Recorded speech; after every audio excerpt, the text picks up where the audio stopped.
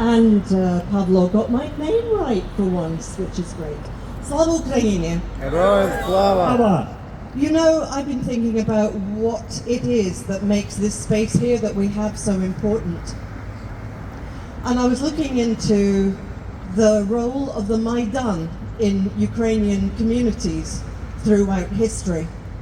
We all know a Maidan was more than just a square. A Maidan was a place where you come to get information, to support one another, to hear what's going on. And that is exactly, I think, what we have here.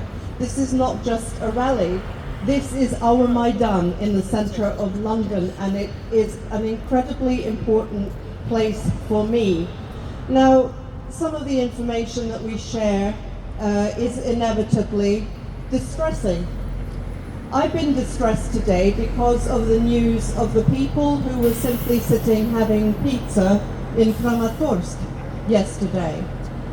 There was a group of writers. This restaurant, by the way, was known as a place where writers and journalists gather.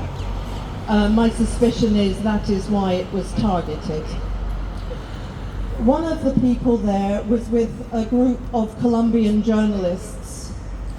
Victoria Amelina is a wonderful writer, well known in Ukraine.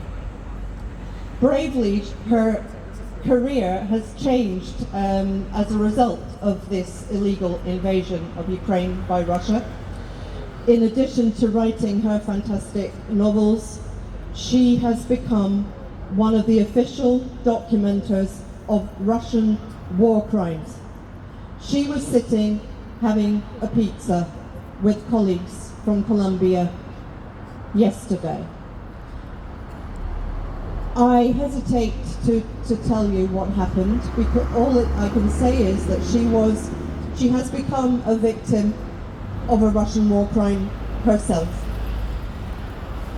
Initially, there was a silence online as to what had happened, but the Colombian side, they have published, so I have no qualms really now about reading the words of one of the Colombians who was in the restaurant. We had just ordered pizzas, and we were joking about the dry law that only allowed us to order non-alcoholic beer. Victoria was trying her zero beer when Putin's invaders launched the missile.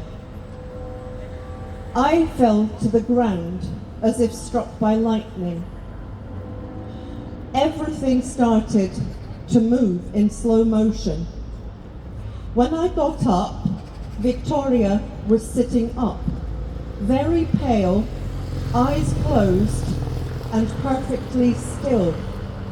She didn't look hurt, but she wasn't reacting either. They finally took her away in an ambulance. She has a serious head injury and is between life and death after being operated on at Kramatorsk Hospital number 3. Now we think about everyone who's affected by this war, and there was a couple of twins, two 14-year-old girls were killed.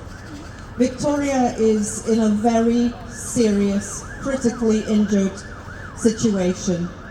So I would just ask everybody just to have her and her family in your thoughts, just as all the other Ukrainians affected are in all of our thoughts.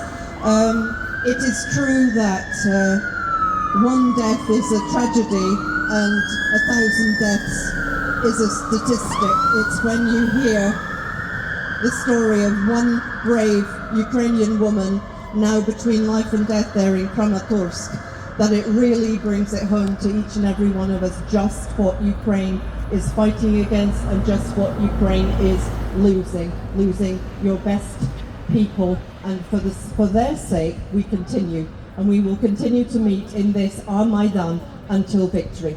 Slava Ukraini! Героям слава! Слава!